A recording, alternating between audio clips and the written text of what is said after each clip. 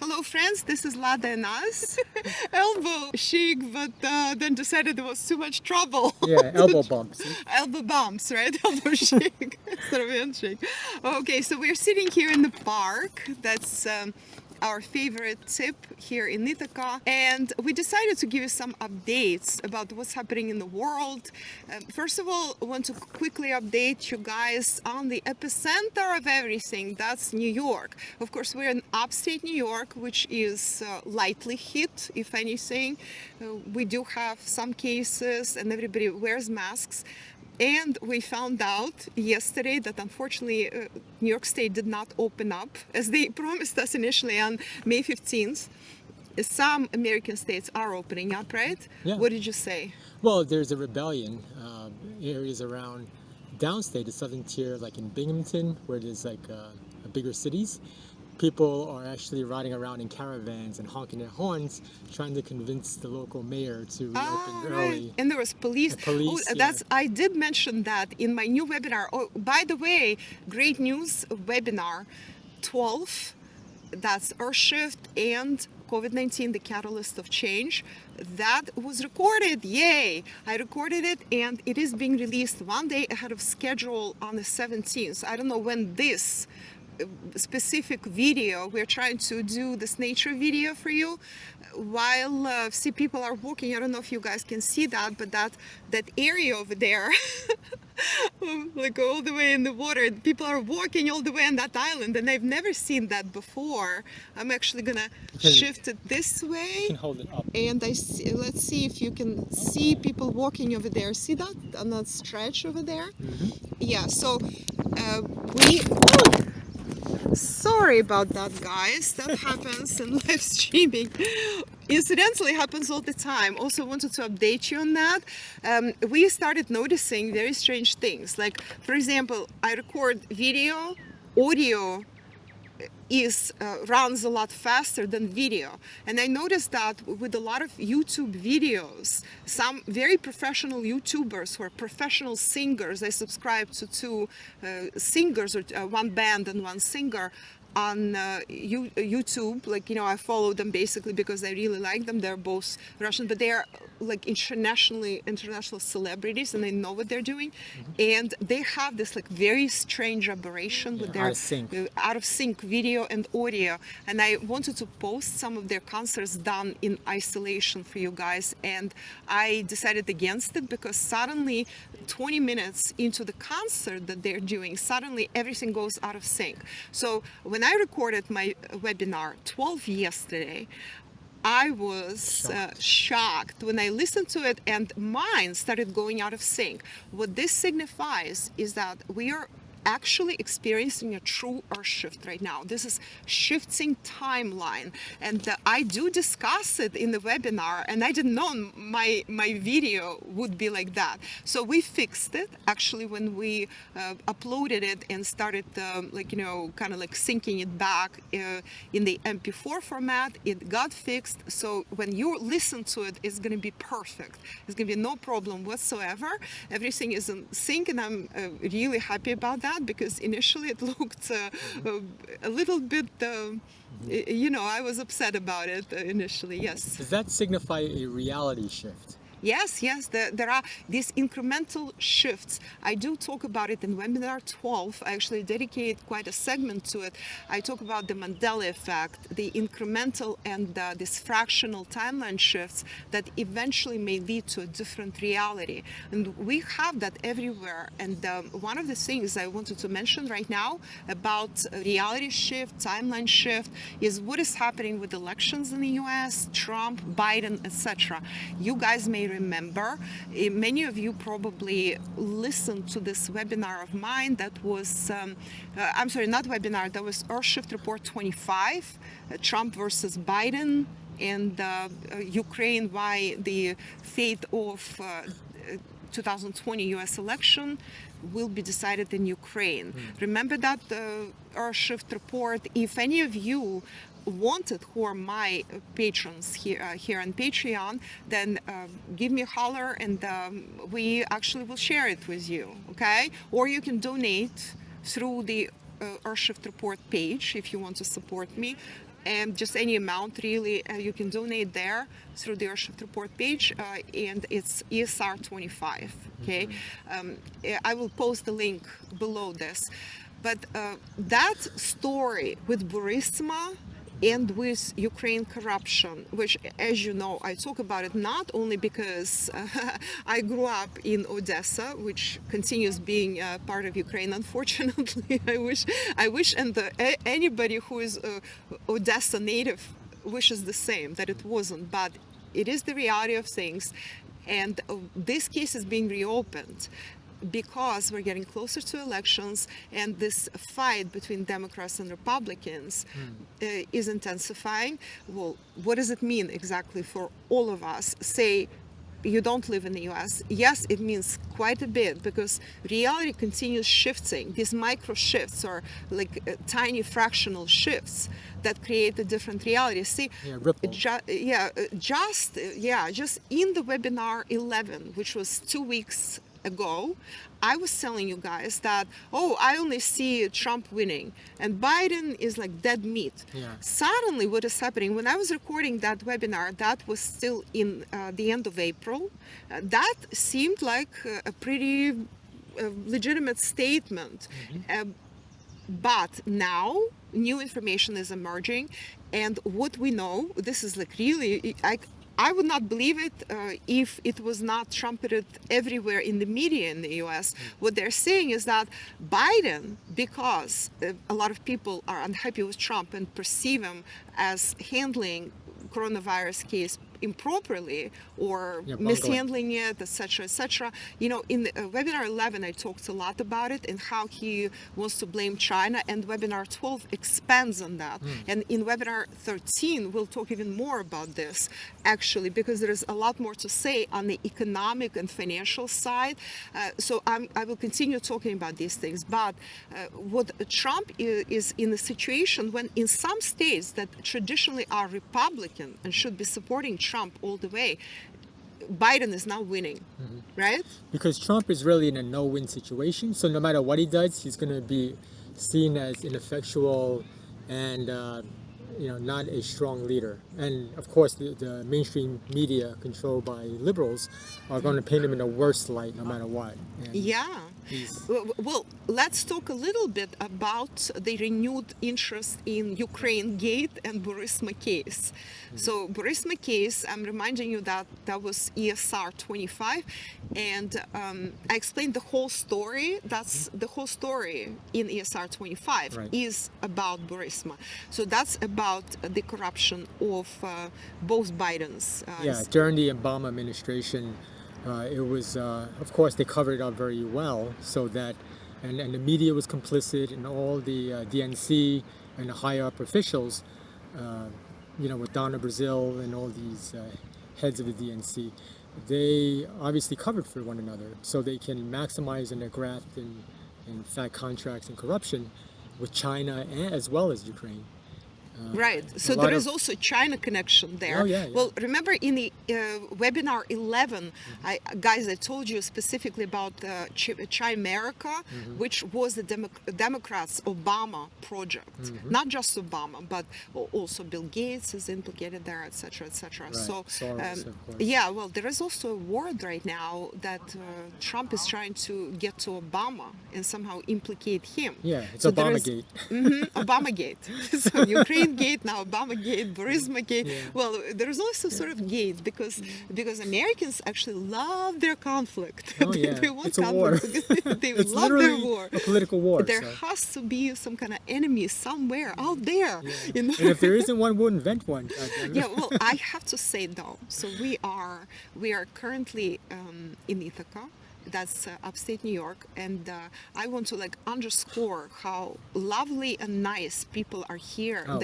They're like very, very polite. They in stores, we do have stores open, but only the ones that sell food, and we have this wonderful Green Star, which is the holistic store. It's basically a supermarket now, so they just expanded it dramatically. We're very happy about it. It's like people the are wonderful, and people underscore like in Wegmans where we also shop, people underscore how like nice they are and polite they are, and they are compassionate, and they all say hi. So from that perspective, people here are very nice. I don't know about the rest of the U.S. or anybody who lives in any other part of the U.S. Please let us know. So New York State continues staying closed down. That's by order of the governor Cuomo, which a lot of people are super unhappy about. But everybody's emerging, and some store owners started saying they will reopen no matter what because they can't afford to stay closed anymore. Screw you. If you want to fine us, go right ahead. Well, that's I don't know. It's in some other states, right? In Texas, they like this kind of rebellion. Well, a lot of larger stores and larger organizations, they're getting paid off to stay out of business, believe it or not, because of the Small Business Administration loans, which they cover payroll and right. payroll protection. However, we know for a fact, right, that they're very much behind on payments. Oh, and yeah. people They're literally will months have, behind. And it was discovered that it's in very bad shape. I talk about it specifically, by the way, in webinar 12 for you. Okay, so guys, listen there. There is a lot of backlog, and it turns out that a lot of governmental offices in the U.S. were completely ill-equipped and unprepared to deal with this crisis. Even unemployment. Yeah, unemployment is 33 million, which is unheard of, and they're already comparing it to like Great Depression. Pearl Harbor, Great Depression. Well, I don't think we're. I know Americans want a war. No matter what. As I said, here we are sitting here in this wonderful park, our favorite, right? And everything is peaceful. Everybody's walking, and we're talking about all this stuff, and people are looking at us curiously. But we're what are they doing? We're literally in a energetic bubble. That's why we're safe to talk about it. Yeah, we are. And you step away from Ithaca just 10 minutes, 15 minutes, and it's like Hickland. You probably guys know what Hick is, but look it up in the dictionary. Yeah, that's what Ukraine incidentally turned into Hickland. So they call them Raguli. Those who understand Russian and Ukrainian, you'll probably know what that is. In other words, it's like white trash kind of thing. Yeah, Yahoo. Yahoo, I don't know, Yahoo. That's a lot better of a word than from Jonathan Swift. Oh yes, well, but the Yahoo nowadays signifies something else, right? Anyway, not exactly like that, like how we understand it today. But Hicks, all these what is the other word? Rednecks, yeah, white trash and Raguli, very derogatory words. Raguli, that's Ukrainian, so that's not English or American. Anyway, yeah, we are in a very interesting bubble here in upstate New York, but this is a nice town for the most part, and people are using this opportunity for recreation. You might be seeing boats passing by, also people passing by. Today's a big boat launch where everybody brings their boats back onto the harbor. So we are recording this on May 16th, 2020. So and what happens is that this is when we'll probably show you the footage later if we have a moment. That's where all the boats are parked, the marinas are here. I showed it to my patrons in some other videos, and today is when it's open finally. So they start, the parking lot is full of yachts and boats and God knows what, and everybody is like, you probably see boats passing by. Walkers. And then they go to Finger Lakes, and they just drive around Finger Lakes. You could even go to canals, I believe. From here, you can reach the Great Lakes. Yeah, you could. There are some canals here, and you can also reach Hudson. If somebody is really adventurous, and from Hudson you can reach the ocean. Well, maybe one day we'll share that. All right, with the gates. The canal and everything. Right. Oh, that was really spectacular. Anyway, we did some videos. That's the old Erie Canal. Yeah, Erie Canal, and it's still open only for recreation though. So that's where we are, guys. And what is happening is that we were just discussing the fact that this Burisma case is being reopened, that what's Biden's son's name? I keep Hunter reading Biden. Hunter Biden, right? Hunter. You know, we want to hunt. We want war, right? Kill those animals. Yeah. Oh God, this is awful. You know, 2D, 2D. I have two words for you. Second dimension, right? Or a lower third dimension. That's about it. Well, you see, there's not much difference between liberals and conservatives, Democrats and Republicans. It's essentially they're the same group of people. They're all just hungry for power, Yeah. and they just want to be on top. They talk about Hunter Biden, but Trump's sons are no different. They're both hunters. They're so proud. Hunters, They're right. both proud of killing animals and Oh goodness gracious, and, really? and they're on safari and they showed both Eric and the other Trump. They're both hovering over a big dead carcass of You saw pictures like yeah, that. yeah. Oh, that's awful. That's So disgusting. they're actually no better than Hunter. They're all corrupt. They're all In under their own suspicion, ways. yeah. They just don't need, because their daddy is a billionaire. They actually do not need to go around selling their name for money, because that's the whole point of this Burisma problem and Hunter Biden.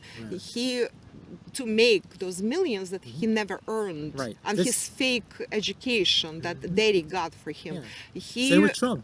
he went around the world, like in China, he was some kind of like on the board of directors of something, and in Ukraine, which is the biggest scandal, this Ukraine or Burismagate, is he was on the board of Burisma, where Energy he company. received, that's an energy company. They tried to start shale oil extraction and shale gas extraction in Ukraine.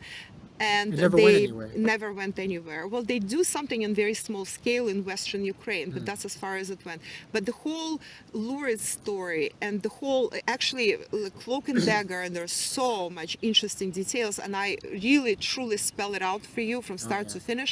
It's all in the SR 25, actually. It's a pretext. See, Burisma, supposedly an energy company in Ukraine, they don't produce much oil or gas or shale for that matter. But the whole point is that their pretext as a, it's to funnel money to the right people so that the people in charge, like the Democrats who were in charge during the Obama administration, get kickbacks so that U.S. can loan Ukraine $1 billion to be a thorn on Russia's side. Yeah. And in return, they create a shell company like Burisma to kick back money No, to it the was not officials. quite like that. The company was legit and actually in a big conflict with Poroshenko at the time. So, darling, I'm sorry, but you never listened to my it wasn't- report. but isn't it- Congratulations. But these are kickbacks, obviously, to Hunter. And They to- were kickbacks, yes, but there is a very big twist to the story, which I recommend that you listen to. Okay. See what I get? I'm too close to the source. He does not listen to my reports. Ooh, I outed you. Right there on camera, I Yeah, but outed she you. just gives me the crib notes. Sometimes I do, and sometimes I don't. I see. And sometimes you are not interested. Ha ha ha. Well, but don't worry. Those people who need to hear it, they will hear it. I mean, if you don't want to hear it, that's your problem. What can I say? You will know So less. it's more to the story than just basic A lot graft more and to the kickbacks. story. Oh, okay. A lot more. The story is a lot more interesting, but on the surface it is kickbacks, and on the surface it is also Payoffs and stuff. like blackmail by yeah. Biden of Right. Ukraine. I'm not going to give you $1 billion if you do not fire that prosecutor. Yeah. But Quid pro there is a big giant twist to that story, which is not explained or said anywhere by anybody. Well, the big credit goes here to Giuliani, who blew this out of the water on the American side, and to Sam Kislin, who is Giuliani's associate, who is Ukrainian immigrant. He's a Jewish guy from, I believe, from Odessa or maybe from Kiev. I'm not entirely sure. But this what's his guy, role? Is he an he ambassador? went back there and he did all the legwork, all the dirty work. He found all the witnesses. He collected the evidence, etc., and he brought it back. But I said in the SR25 predicted that this story will never receive a proper conclusion, because the only job of Giuliani and Trump had. The only reason they blew the story out of the water, and believe me, I actually tell more in the SR-25 than you will ever hear from either Giuliani or Trump or anybody else, because they don't want all the details to come out. They just want this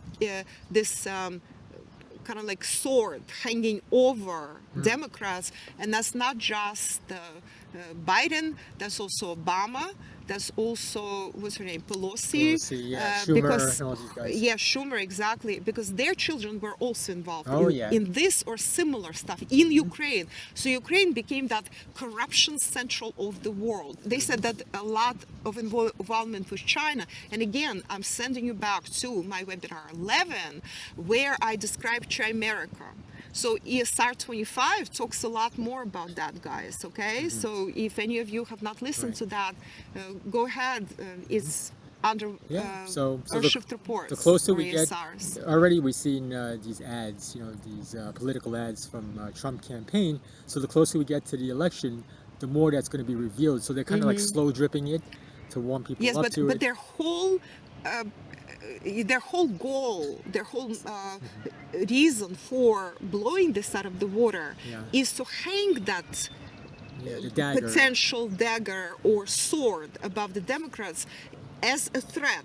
We can drop it on you and kill you off, so to speak, if you continue prosecuting Trump, if you continue trying to impeach Trump, etc. Right. That's why there's no talk of impeachment whatsoever. Right. They were unable to, supposedly. No, they wanted to. And I predicted from the start they will be going through all the motions. I think it's also in the same ESR-25, if I'm not mistaken. I said back then, there will be in the stalemate. Right. Basically, Trump initially was in the straitjacket. That was my 2016-17 prediction. But Trump managed, with the help of his buddies, which is neocons, Giuliani, whatnot, the Republicans, who he managed to rally on his side through all kinds of bribery, offering deals, and succumbing to that swamp he wanted to clean up. So he's part of that swamp very successfully. But his job, how he perceived his role, was to survive and to get re-elected. So he changed that timeline. What we started talking about, the timeline shift, occurred as a result of his actions, and also the fact that he was able to rally Republicans around him, and Democrats started losing. As you remember, I talked about it, and we had, Az and I had a conversation with you, and we explained all this, where this whole thing is going. And at the time, it seemed like all the Democrats were dead in the water, and Trump was the only choice available. And even in April, it seems so. And now we get new information, as I said, that Biden is potentially winning. Well, it's too early still. Trump is very, very experienced. He is so resourceful. He is such a survivor. And Biden is not even doing anything. He says, whatever, No, that's the point. All Biden has to do is stay out of the limelight and stop talking, and he would just cruise to victory. Because, the more he talks, the more people see that he's actually mentally incapable. Yes. And in this situation, whatever Trump does, he actually is in hot waters, regardless, he's because the situation is difficult. So while it was a slam dunk that Trump will win, just 2-3 weeks ago, a month ago especially, right now it's not so clear cut. Not so clear. And again, we might, congratulations guys, we might have a lobotomized, brain dead Biden for president of the US going forward, which someone see now heading into the which office, I'm which again is unprecedented. Right. I'm again reminding you, webinar 12, which I just recorded and is coming your way. Whenever you're listening to this, the webinar 12 should be appearing on May 17th, May 18th, the absolute latest.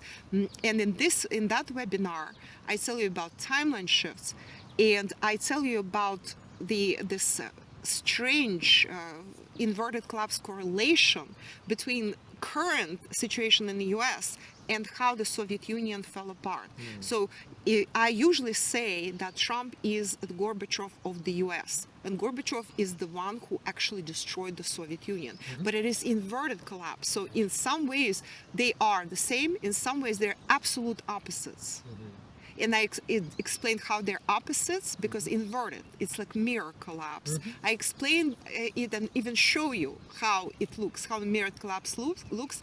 I show you visually in my video of webinar 12. So guys, listen, so if Trump stays, then we can continue this Gorbachev slash Yeltsin kind of like demolition. well, sort of, like it's inverted collapse.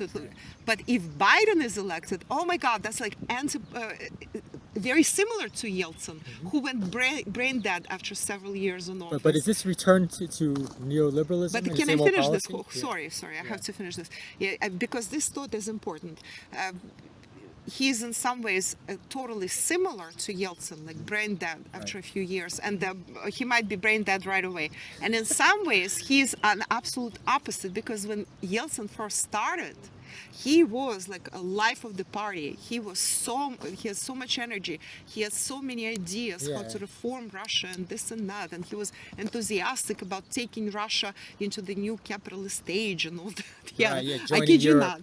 Right, to join Europe. No, he actually was in very close cahoots with the US, with Clinton at the time. Oh, wow. So Biden, in that regard, will be the absolute opposite, because he is a totally lobotomized, brain dead already. So I don't know what they're going to be. In reality, he more resembles either Yeltsin of the late era or Reagan. or some Soviet leaders who were on the deathbed, and like Brezhnev, who could hardly talk, but they kept him artificially alive. Right. Okay, so in other words, the era of it was called the era of stagnation. I personally like Brezhnev in his earlier years. He was a firecracker. He did a lot to keep the USSR stable. He was really great stabilizer. Seriously, the guy was. It was not Brezhnev. Again, you're confusing him with Khrushchev. It was a completely different person. They all seem like somebody else was confusing it. They seem like the same person. No, they're not the same person. They were actual opposites, Brezhnev and Khrushchev, although they knew each other. They both came from Ukraine. They both came from Eastern Ukraine, I believe, from Donbass even, or maybe just Eastern Ukraine, I don't know, somewhere, or Central Ukraine. Anyway, so that's the story we wanted to tell you. And so now the situation might get reversed.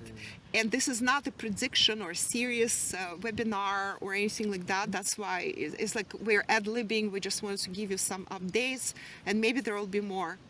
You wanted to add something? Is Biden reestablishing the neoliberal swamp? Is he trying to? Because I already see that on his board of elected officials, they have like Jamie Dimon of Citibank. Oh my God, Jamie Dimon! Yeah, that's what he wants. Guys, those of you who followed me in the earlier days, like in 2014, you might remember I talked about Jamie Dimon. That's a crook of crooks. Yeah. He was when I worked for Smith Barney, that was part of the Citigroup. He was right up there, and he was supposed to become the heir to Sandy Weil, I believe we had the CEO at the time. And then something happened. There was a falling out, and he became a CEO of some something America. Remember, there was America Bank, something. Ameritrade, America. Some Bank America. Or Bank of America. Bank of America, right? I believe that one or something else, something similar. He became a CEO of that, and I don't know what he's doing. I never liked the guy. I mean, there's something so totally shifty and shady. Just like Hunter Biden, you can see the corruption on that guy's face. You know, he's visually they don't hide it. handsome, you know, but he looks at you. I once listened to the interview with Hunter Biden, some MSM little girl who was looking at him with admiration and was like kissing his ass literally. And he's sitting there like this king or sultan. He was like, I'm entitled, you know, that was the gist of it. I survived that interview for 1.5 minutes, then clicked out in disgust, you know, because I started getting nauseated. So basically it was clear that Hunter Biden is just like like incarnation of corrupt. It's like one of those old corrupt rulers or sons of rulers who think that they're entitled to everything. And Joe, his father Joe, is the same or worse. So under Democrats, will neoliberalism make a comeback? Would there be a resurgence in neoliberalism and globalism? Neoliberalism never went away. What are you talking about? But this is too long of a No, conversation. under Trump, it's actually diminished greatly. You know, Trump has cut ties. You know, has launched a war with China, tariffs and all that, and want to bring jobs back to the U.S. So he's a populist. He's not a neoliberal. But He's not a neoliberalism never went away. I prove it with every article. Don't you remember my articles, or you also never took a look at my Patreon articles? I think it's diminished greatly. Yes, to a degree. It is. This is a destruction of the Western-based globalism, which is based on neoliberal ideology gone berserk.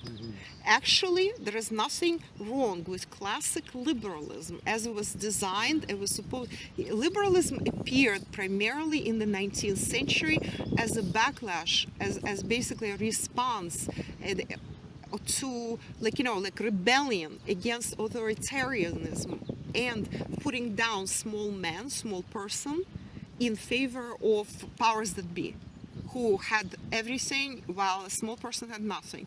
Then liberalism developed as part of humanism, humanitarianism as we call it today. At the time it was called humanism. In other words, where your heart is aching for the fate of a small person and the fate of humanity. Right, isn't that part of the labor movement and the workers' movement? It's much more complicated than that. If you want to know, it's part of then developing communism and socialism, etc. Okay, and then workers' rights, the rights of women. Hello, doggy. Some little doggy came to say hi. Hi, darling. Hi. Yes, darling, you're the sweetest. Look at him. Oh my gosh. Oh my gosh. This is like too cute. You've got to see this. Oh my God. The little sweet doggy came to say hi. Hi. Now he wants to say hi too. I don't know if you can see that, but this is so. He's the sweetest. He wants to play with us, and we are sorry, darling. We are doing this recording. Hi, how you Yes, doing? sweetie, you are the sweetest little baby. Okay, hi. Sorry about that. No problem whatsoever. He's the sweetest. Where is he go? Yes, bye. Okay, so back to our story now. That was cute. Yeah, we have plenty of nice animals come to us. Yes, we have a lot of doggies here, and they all come to us. A lot of kitties also, very friendly. A lot of friendly animals here. Lots of puppies, right, are walking around this park now.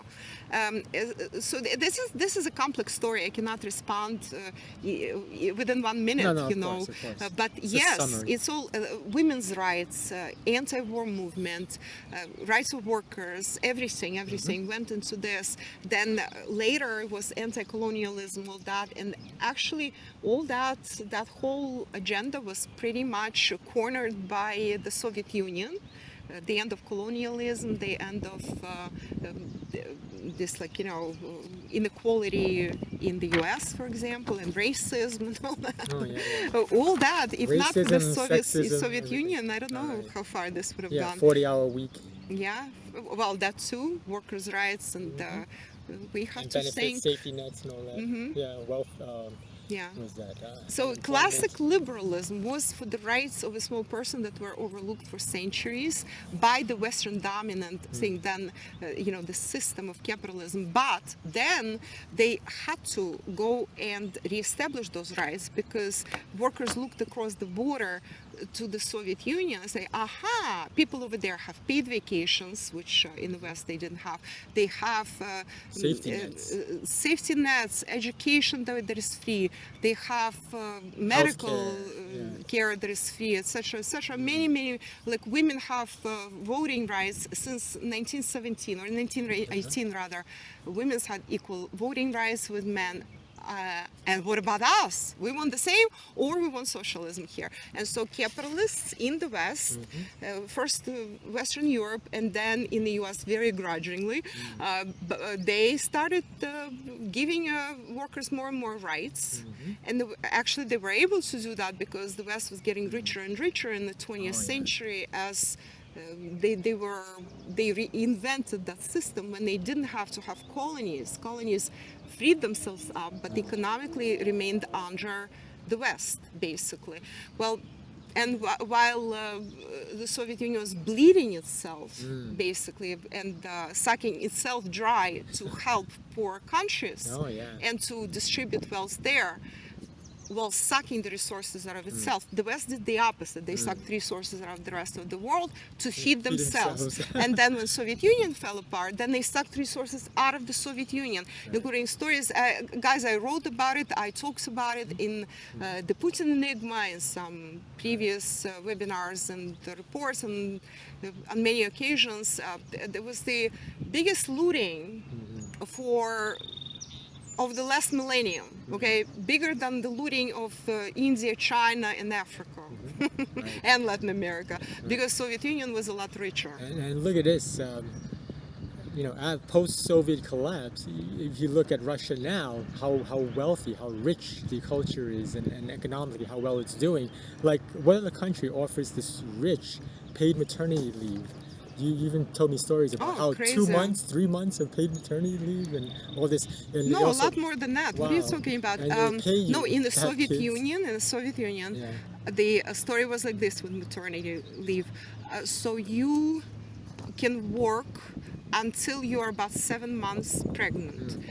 You know, from my own experience, because that's how it worked for me. About 7 months pregnant. But if you're not feeling well, you can request to leave earlier with full pay. Then full pay through birth of a child. And then 2 months and after. then 6 months after full pay. And if you want to extend it to 1 year, then it's 70% pay. Wow.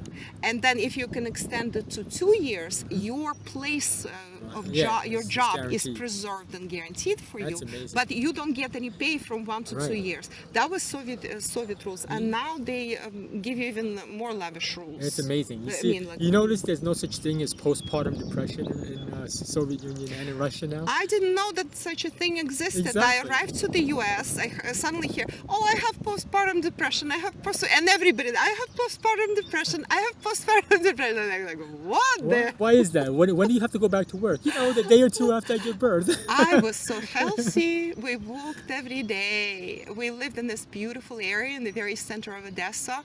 It's like so beautiful there. Primorsky Boulevard, which is like the sea view boulevard, and all these monuments and beautiful. You know, we had this school which is still very famous, world famous. Valentina Lisitsa went to that school, the world-known pianist. You know, some of you may know her from her Twitter. She's very YouTube. No, she's very active on Twitter. Yeah. You know, we subscribe to each other on Twitter and follow each other, rather. So she is just like me. She's like anti-Ukro-Nazi, and she tweets constantly about this horrible version of Ukraine. She's from Odessa, like me. And she went to that school. It was the Stolarsky school, this very famous music school. You know, you walk past that, and from this building, this beautiful music is always heard. And these historic buildings and this sea breeze and everything.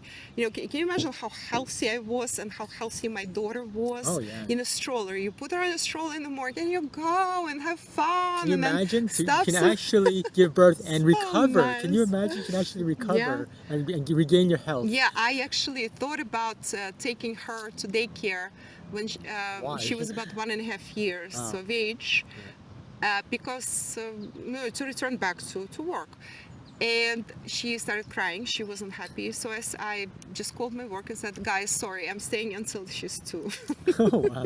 So sure, no problem. They said, sure, no problem. Your placement is guaranteed. Now that's a system. Okay, so that's all for today's talk, guys. That was our update for you. Anything else? I think we're going to say goodbye now. Let's say goodbye. Okay, bye. We'll talk to you soon. Bye.